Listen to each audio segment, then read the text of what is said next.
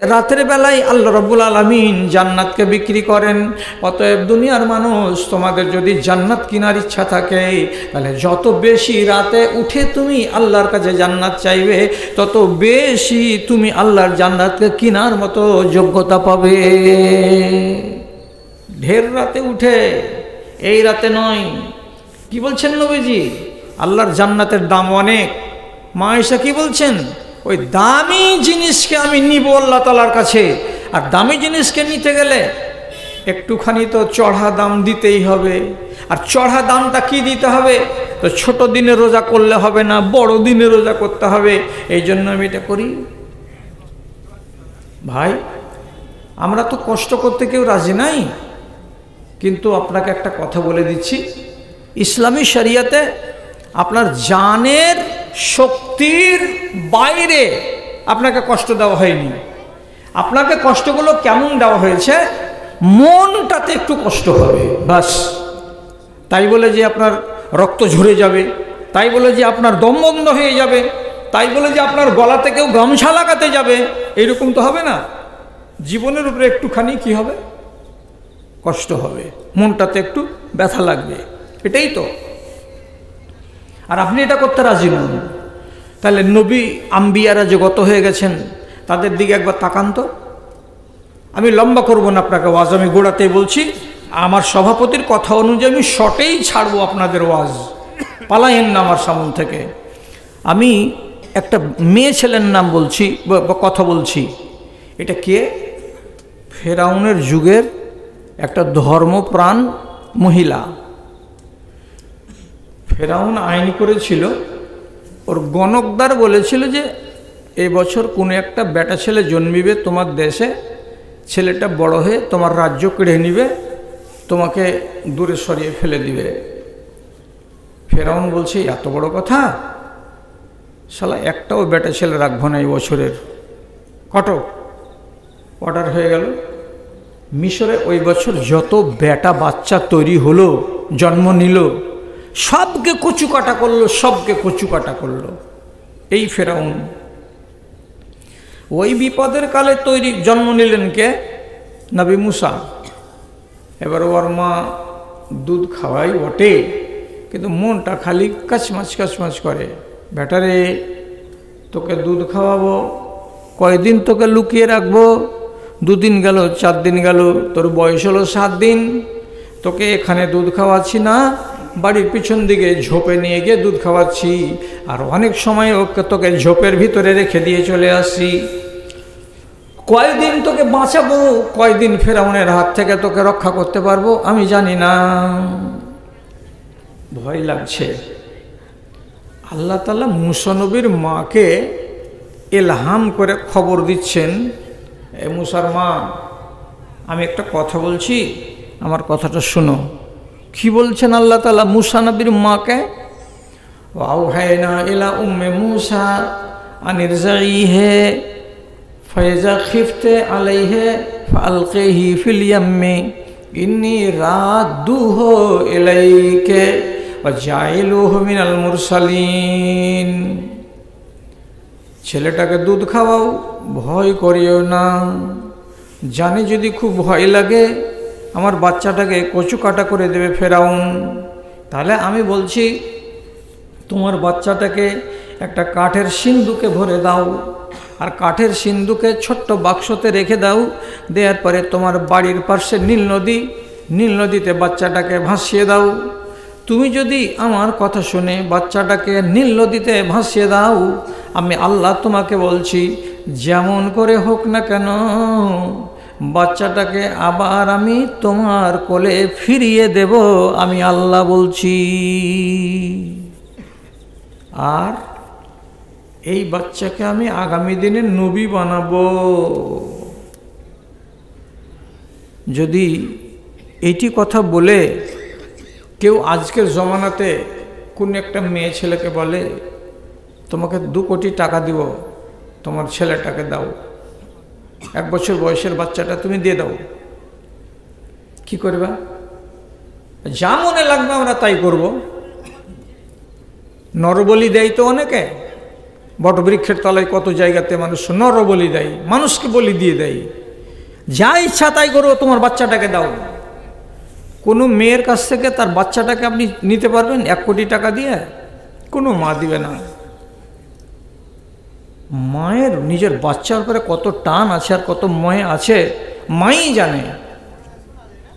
মুসা নবীর মাকে বলছে, তোমার যদি জানে ভয় লাগে তো বাক্সতে করে ফেলে দাও বাচ্চাটাকে নদীতে, আমি বাচ্চাকে ঘুরিয়ে এনে দিব তোমার বাড়িতে। কিন্তু মনের ভিতরে যে কষ্ট হচ্ছে, আল্লাহ ছেলেকে আমি নদীতে ভাসাবো, যদি লিক হয়ে যায় সিন্দুকটাতে আর পানি চুয়ে চুয়ে চুয়ে চুয়ে ভিতরে ঢুকে যায় তো 2 ঘন্টা পরে আমার বাচ্চাটা তো নদীতে ডুবে যাবে। কত বুকে কলেজা লাগে আপনি নিজে চিন্তা করেন। কিন্তু আল্লাহ রাব্বুল আলামিন বললেন, এই জন্য জানের উপরে কত কষ্ট গেল, সব কষ্টকে তিনি বরণ করে নিলেন। আর নেয়ার পরে বাচ্চাটাকে কাঠের বাক্সতে করে বাড়ির পাশে নদীতে ভাসিয়ে দিলেন। সারাটা বেলা গত হয়ে বিকালের দিকে ওই বাক্সটা ফেরাউনের ঘাটে গিয়ে লেগে গেল। ওরা তুলে নিয়ে গেল, কেউ গোসল করতে এসে দেখলো বাক্স, এবার এতে একটা ফুটফুটে সাদা বাচ্চা। বাচ্চাটাকে ওখান থেকে তুলে নিয়ে গেল রাজ দরবারে। আল্লাহ তাআলা ফেরাউনের স্ত্রী আসিয়াকে বন্ধা করেছিলেন, বাচ্চা দেয়নি, ফেরাউন ছিল বাঁঝা। তো এই মহিলা যখন দেখলে যে সিন্ধুকে পাওয়া গেল একটা বাচ্চা, বেটা ছেলে, আর কলেজা ঠান্ডা হয়ে গেল, এই ছেলেকে আমি ছেলে বানিয়ে নিব। আনাগোনা হচ্ছে বাড়ির ভিতরে। গলি থেকে ফেরাউন আনাগোনা শুনতে পেয়ে ভিতরে এসে বলছে, কি হয়েছে রে? তো কেউ কাজের লোক বলছে যে একটা ছেলে পাওয়া গেছে। কি ছেলে? বেটা ছেলে। বেটা ছেলে? হ্যাঁ। আলিয়াই জাল্লাদকে ডাকছে, চাকুলিয়া ছুরি লিয়া। বেটা ছেলে হলে রাখা হবে না, ওকে কতল করে দেবো। এখন এই বাচ্চাটাকে কতল করবে তো বাঁচাবো কেমন করে? ফেরাউনের স্ত্রী আসিয়া তখন বলছে, কুররাতু আইনিন লি ওয়া লাকা লা তাকতুলুহু, এ বাচ্চাটা বড় হয়ে তোমারও চোখ জোড়াবে, আমারও চোখ জোড়াবে। তুমিও বাচ্চা দেখোনি চোখে, আমিও বাচ্চা দেখিনি চোখে, আমরা দুজনই স্বামী স্ত্রী বন্ধা। এই কার ছেলেকে আমরা উঠিয়ে নিলাম, কুড়িয়ে নিলাম। ছেলেটা ছোট্টকালে আমার কাছে এলো, আমাকে বড় হয়ে মা বলবে, তোমাকে বড় হয়ে আব্বা বলবে, কাজে আমাদের দুধের স্বাদ ঘোলে মিটে যাবে। মারিও না। তাফসীরে লিখছে, ফেরাউন বলছে, তুই ওগুলো কথা ছাড়, আমার রাজত্ব কেড়ে নেবে বেটা ছেলেতেই, এই কাটবে না কে বলবে, একে জবাই করবো আমি। তো বুঝাচ্ছে ওকে, তোমার রাজত্ব কাটবে মিশরের ছেলে। আরে বাচ্চাটা যে ভেসে ভেসে এসেছে নদীতে, এটা মিশরের ছেলে গ্যারেন্টি দিয়ে বলা যাবে না, এটা কোনো বাইরের ছেলে, কোনো গরিব, কোনো দুঃখী, কোনো অভাগিনী মুসিবতে আছে, গুরবাতিতে আছে, দুঃখে আছে, বাচ্চা পুষতে পারেনি, নদীতে ভাসিয়ে দিয়েছে। আর এই বাচ্চা ভাসতে ভাসতে ভাসতে ভাসতে আমার ঘাটে এসে লেগেছে। তো কত দূরের এটা বাচ্চা, তুমি বলছো যে এখানকারই বাচ্চা? মিশরের বাচ্চা তোমার রাজত্ব কাটবে, মিশরের বাইরের ছেলে তোমার রাজত্ব কাটবে না। তুই তখন স্ত্রীর চক্করে পড়ে তখন বলছে, হতে পারে রে, ঠিকই তো, তাহলে রেখে দিবি নাকি? হ্যাঁ রেখে দেবো। রেখে দিল। দুধ খাওয়াও। কে দুধ খাওয়াবে? রাজদরবারে অনেক বেটি ছেলে, কোনো দরবারি বেটি ছেলের দুধ ও দিচ্ছে একবার মুখ যে দুধ খাওয়াচ্ছা, দুধ খায় না। ই দিচ্ছে একবার, না খাই না। যে মেয়ে এলো কোলে করে মুসা নবীকে দুধ ধরাচ্ছে যে খা, মুসা নবী দুধ খায় না আর কাঁদে, খিদা লেগেছে পেটে। কোন ছেলে, কোন ছেলে, কোন ছেলে? আল্লাহ কোরআনে বলছেন, ওয়া হাররামনা আলাইহিল মারাজিআ, আমি আল্লাহ যতগুলো ফেরাউনের দরবারে দায়ী ছিল যে মহিলাগুলোর দুধ হতো, ওই সমস্ত বেদিন বেটি ছেলেগুলোর দুধ আমি আমার নবীর জন্য হারাম করে দিয়েছিলাম। হে নবী মুসা, তুমি আগামী দিনে নবী হবে, অতএব তোমার মতো একটা নবীকে আমি হারামি মেয়ে ছেলের দুধ পান করাবো না, এই জন্য তোমার উপরে হারাম করে দিয়েছি, এই মেয়েগুলোর দুধকে তুমি জীবনে মুখ লাগাবে না। কাউরি দুধ খেলো না। একটা এত বড়টা বাচ্চি ধরা দেয় না, আমি কে? ও তখন বলছে যে মাসি, এই দেখেন, এই যে বইয়ের গাছতলাতে একটা ঝুপড়ি দেখছেন, ওই ঝুপড়িতে একটা মেয়ে ছেলের বাচ্চা হয়েছিল। কি যে হয়েছে বাচ্চাটা তো জানি না, তো ওই মেয়ে ছেলেটা তো দুধ হবে। মেয়ে ছেলেটাকে এনে দেখো তো, তোমার বাচ্চাটা যদি দুধ খায় তো ঠিকই তো, ভালো পরামর্শ। যে কোনো মেয়ে ছেলের তো আর দুধ হবে না, যার বাচ্চা হয়েছে তারই দুধ হবে। যাও যাও যাও যাও যাও যাও, তাড়াতাড়ি করে যাও, ডেকে নিয়ে এসো, ডেকে নিয়ে এসো। মুসা নবীর মাকে ডেকে আনলো ফেরাউনের বাড়িতে। রানী বলছে বাচ্চাকে দুধ খাওয়াও, যেমন করেই হোক আমার বাচ্চাকে বাঁচাতে হবে, আমার বাচ্চাকে তার খিদা মিটাতে হবে, দুধ খাওয়াও। মুসা নবীর মা বলছে এত সুন্দর সুন্দর বেটি ছেলে কাউরি দুধ খেলো না, আর আমার মতো এই কালো কাপড় পরা, ব্লাউজে ঠিক ঠিকানা নেই, জীবনে সাবুন মাখি কি মাখি না, তুই এত গরিব বেটি ছেলেকে দুধ পান করবে? বেচারা বাবা তুই জানা, করবে কি করবে না দেখা যাবে, তুই দুধ খাওয়া না। ভিতরে নিয়ে গিয়ে নিজের কলেজের টুকরা, সে সকাল থেকে বাচ্চাকে অনাহারে রেখেছে কি করে? আল্লাহর হুকুম কেন মেনেছি? আল্লাহর হুকুম যদি না মানি তাহলে পরে আমি আল্লাহর নাফরমান হয়ে যাব। কষ্ট জানে হতে গেলেও বাচ্চাকে ফেলে দিয়েছিল নদীতে। যেমনি বাচ্চা মায়ের কোলে গেছে, বাচ্চার চরিত্রে আল্লাহ রাব্বুল আলামিন এটা দিয়েছেন, যখনই বাচ্চা কাঁদবে, আর নানি কোলে করলেও কাঁদন বন্ধ হবে না, ওর ফুফু কোলে করলেও কাঁদন বন্ধ হবে না, ওর যদি আর কেউ কোলে করে তো কাঁদা বন্ধ হবে না। আর ওর মা যদি এসে কুণ্ঠে থেকে গলি থেকে বালতি হাতে করে আঙিনাতে এসে বালতিকে জোর করে আছাড় মেরে রেখে দেওয়ার পরে বলছে দাও জি মা, দাও দাও দাও দাও, ছেলে দাও ছেলে দাও। ছেলেটাকে যদি এমনি করে যেমনি খালি কোলে করবে, যেটা অরিজিনাল মা, আল্লাহ কি কুদরত দিয়েছে, ওর কোলে যেতে নেই, ছেলে ঠান্ডা। মায়ের গায়ে বাচ্চা যদি আসে তো বুঝে নেবে যেটা আমার মা। মুসা নবীকে যেমনি কোলে নিল তার মা, বাচ্চা চুপ। যেমনি দুধ খাওয়াতে শুরু করলো, বাচ্চা একবারে কঁত কঁত কঁত কঁত কঁত কঁত করে দুধ খেয়ে একবারে পেটকে একবারে উঁচা করে নিল, ঠান্ডা। বাইরে আসিয়া বলছে দুধ খেলো? যে হ্যাঁ দুধ খেয়েছে। অর্ডার হয়ে গেল, তোমাকে আর এই বাড়ি থেকে যেতে হবে না, এ বাড়িতে থাকো, বেতন যত লাগবে সব দেওয়া যাবে। বলছে না, আমার নিজের সংসার আছে, আমাকে আমার বাড়িতে যেতে দাও, আমি আমার ঝুপড়িতেই থাকবো। ঝুপড়িতে যদি থাকবে তো থাকো, কিন্তু আমার বাচ্চার আদর যত্নের জন্য 4 আনা 3 আনা 1 আনা 1.5 আনা যেন কোনো কমি না হয়, আমি আমার বাচ্চার একটুও কষ্ট বরদাস্ত করব না। মুসা নবীর মা কইছে ওরে, মার থেকে মাসির দরদ কত বেশি রে, ছেলে কার? আর দরদ দেখেছে কি যে আমার ছেলে। নিজের বাড়ি নিয়ে গিয়ে নবী মুসাকে লালন পালন করলেন। আল্লাহ কি বলেছিলেন? ইন্নী রাদ্দুহু ইলাইকে ওয়া জাইলুহু মিনাল মুরসালিন। আমার কথা যদি শোনো তাহলে পরে আমি তোমার একটা কথা শুনবো, কি? বাচ্চাটাকে তোমার বাড়ি ফিরিয়ে দিব। আল্লাহ তাআলা বাচ্চাকে মায়ের কাছে ফিরিয়ে দিলেন। মুসা নবীকে আর মারা হবে না। আর যেদিন মুসা নবী 40 বছরের হয়ে গেলেন, সেদিন তাকে নবী বানিয়ে দিলেন আল্লাহ তাআলা। আবার এই মুসা নবী ফেরাউনের দরবারে গিয়ে বলছে, এই ফেরাউন, রাজত্ব চালাও কিন্তু এক আল্লাহকে আল্লাহ বলে মানো, নিজেকে আল্লাহ বলে দাবি করিও না। শুরু হয়ে গেল যুদ্ধ। ওই কাহিনীর আমার এখানে প্রয়োজন নাই।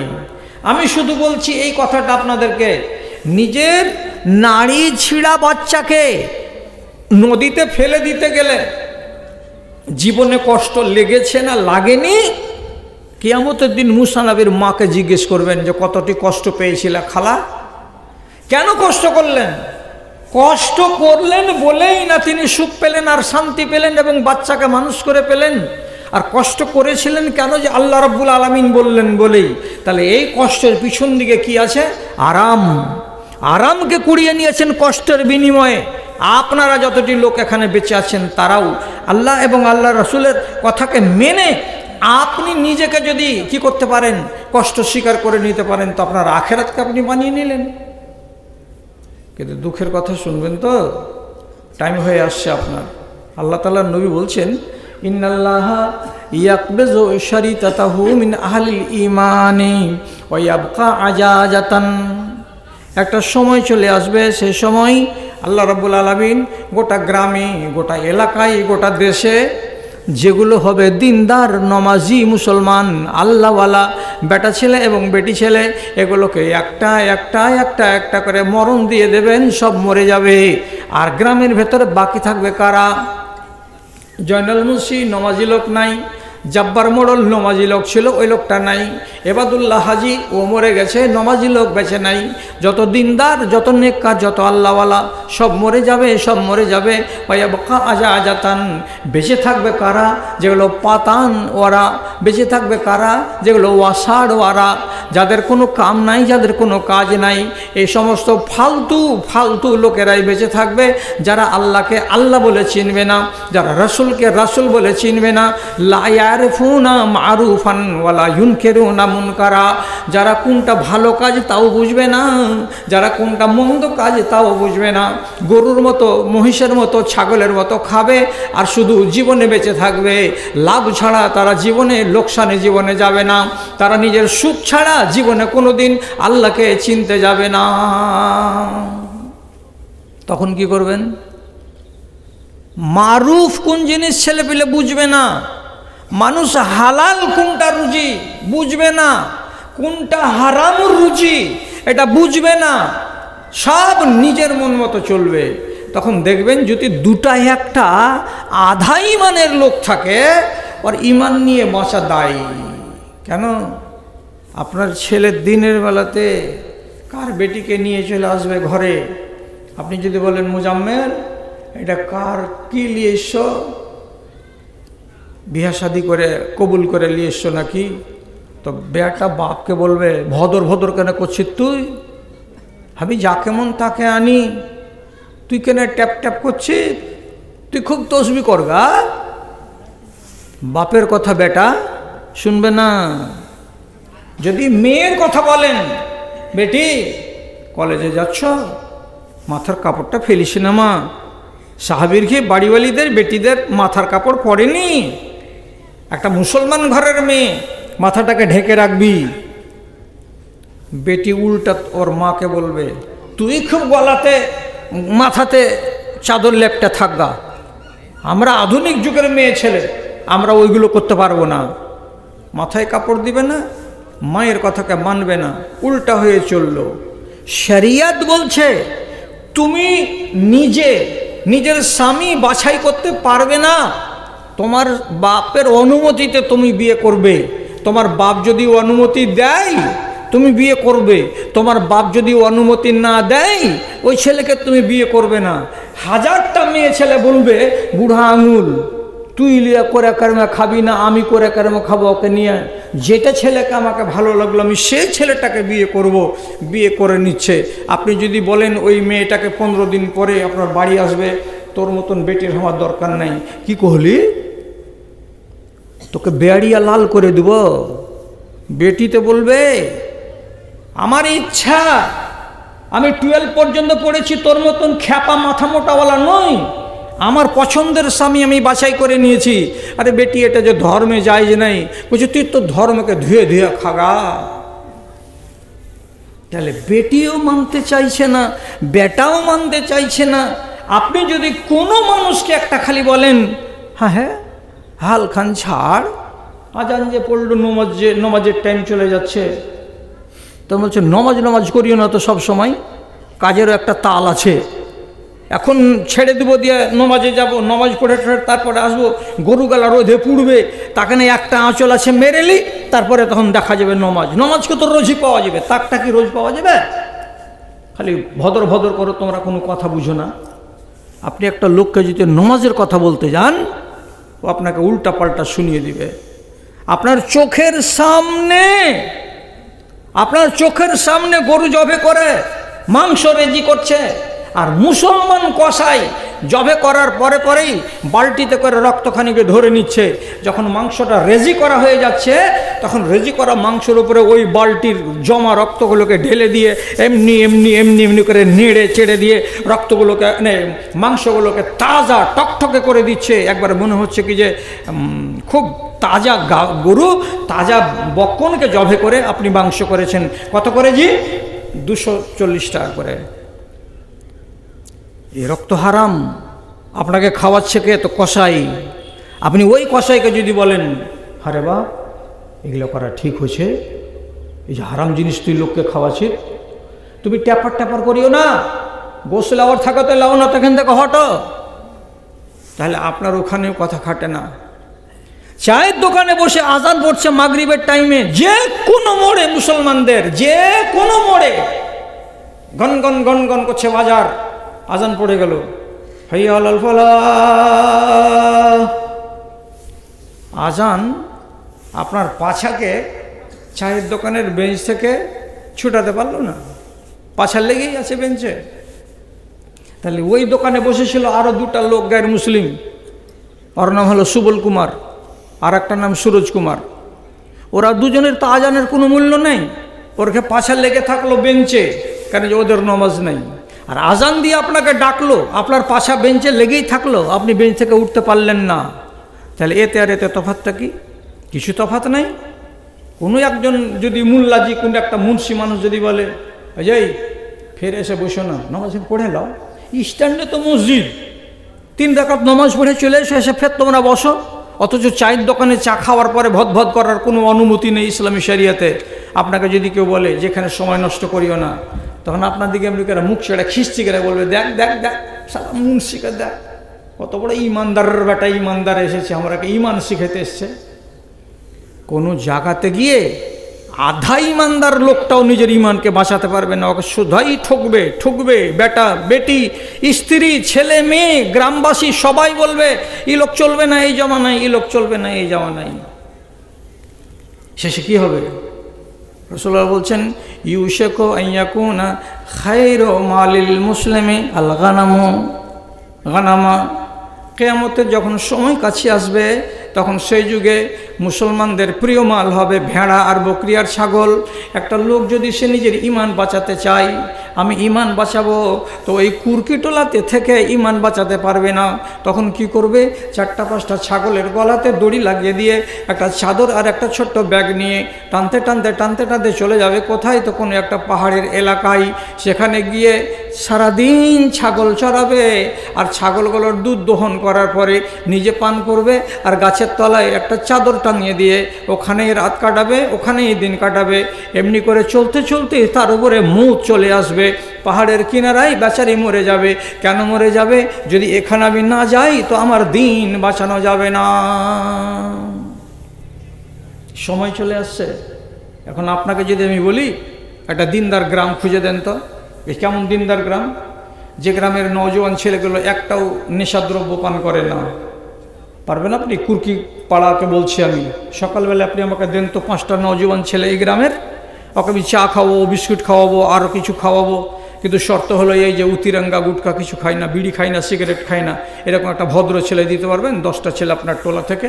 আল্লাহর কসম, মুসলমানের ভিতরে নেশা যত বেড়েছে, এই কম কিয়ামতকে রশি দিয়ে টেনে টেনে আগিয়ে নিয়ে আসছে। 15 দিন পরে আসছো, 15 দিন আগে টেনে আনছো। মুসলমানের বেটিরা এই জমানায় যত বেহায়া হয়েছে, অন্য সমাজের মেয়েরাও হাসছে এদেরকে দেখে। না হলে আপনি আপনার টোলাতে যদি একটা বিয়ে লাগে, তো বিয়ের দিন দেখতে পাবেন 25টা 30টা মেয়ে ছেলে আপনার বাড়িতে দাওয়াত খেতে আসবে। আপনি দেখতে পাবেন তাদের চেহারার দিকে তাকাতে গেলে আল্লাহর কসম আপনি বলতে পারবেন না প্রথম চান্সে যে এটা মুসলমানের বেটি না এটা হিন্দুর বেটি। কেন তোর মাথায় কাপড় নেই? কেন তোর এইখান থেকে বাহাওয়ালা তোর সালোয়ার, তোর মাথাতে ওড়না কই, তোর বুকের উপরে চাদর কই? তুই যে এইরকম ড্রেস পরে চলে এসেছিস, তাহলে একটা গায়ের মুসলিমও এইরকম ড্রেস পরে, আর আপনার আর আমার বেটি এইরকম ড্রেস পরে, তো তাহলে এর ইমানটা কোথায় আছে? ভাইরে, খুঁজে মুশকিল হয়ে যাবে আপনার, যে গায়ে গায়ে আমি ইমানের গা খুঁজি পাবেন না।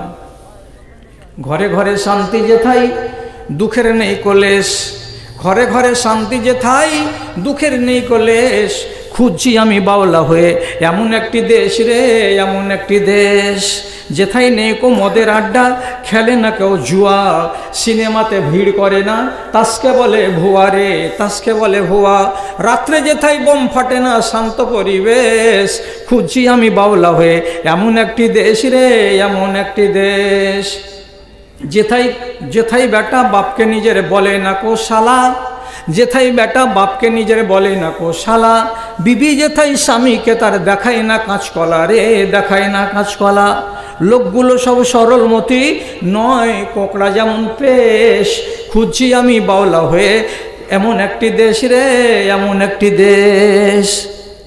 খুঁজা খুঁজা খুঁজা খুঁজা আপনার লাইটের ব্যাটারি শেষ হয়ে যাবে, আপনার আয়ু ক্ষয় হয়ে যাবে, মুসলমানদের ইমানদারি গ্রাম আপনি খুঁজে পাবেন না। তো ওয়াজ শেষ করে দিলাম, শুধু একটা কথা বলে দিই আর দেওয়ার পরে আপনাকে ছেড়ে দিই। সেটা কি? একটা দিন চলে আসবে, সেই দিনটা কেমন হবে? একটা টাটকা কবরের গোড়া দিয়ে একটা মানুষ যাবে, গত হবে। এখান দিয়ে যেমন আপনার স্ট্যান্ড যাওয়ার রাস্তাটা, এই যে আগাদিকে একটা কি বাজার আছে, এই বাজারটার পরে আবার আপনার মিল পাড়া আছে, এই রাস্তাটুকুর কিনারা দিয়ে যখন যাবে, একটা সময় আসছে রাস্তার কিনারাতে দেখতে পাবে একটা টাটকা কবর। 3 দিন বা 4 দিন আগে এখানকার লোকটাকে মাটি দেওয়া হয়েছে। এবার লোকটা কি করবে? ইয়াতামাররাগু আলাল কবরে, ওই কবরটাকে দেখে ব্যাগটাকে রেখে দিয়ে কবরের উপরে গিয়ে, ঘোড়া যেমন মালিক যখন তাকে গোসল করাতে নিয়ে যায়, তখন ওর পাখাটাকে যদি একবার ছাড়ে, তো ঘোড়া জমিনে শুয়ে গিয়ে একবার এমনি করে ডান দিকে গড়া দেয়, একবার বাম দিকে এমনি করে গড়া দেয়। তো ঘোড়া যেমন করে মাটির উপরে গড়াগড়ি যায়, ওই রকম করে লোকটা কবরের উপরে গড়াগড়ি যাবে, আর আফসোস করে করে বলবে, ইয়া লাইতানি কুনতু সাহেবা হাজাল কবরে, এই আল্লাহ রাব্বুল আলামিন, আমি কেন বেঁচে আছি? আমার এই কবরটা যদি আমার হতো, আমি কত বড় ভাগ্যবান হইতাম। আমি ফেতনাতে পড়তাম না। কিসের ফেতনা? গ্রামবাসীর ফেতনা। কিসের ফেতনা? বিবির ফেতনা। কিসের ফেতনা? বেটার ফেতনা। কিসের ফেতনা? বেটির ফেতনা। আমি ইমানের ফেতনাতে পড়তাম না, আমি আমার ইমান নিয়ে কবরে চলে যেতাম। কবে মরবো রে আল্লাহ? যদি আরও 1 বছর বাঁচি, তার মাঝখানে ইমানটাকে বাঁচাতে পারবো কি না?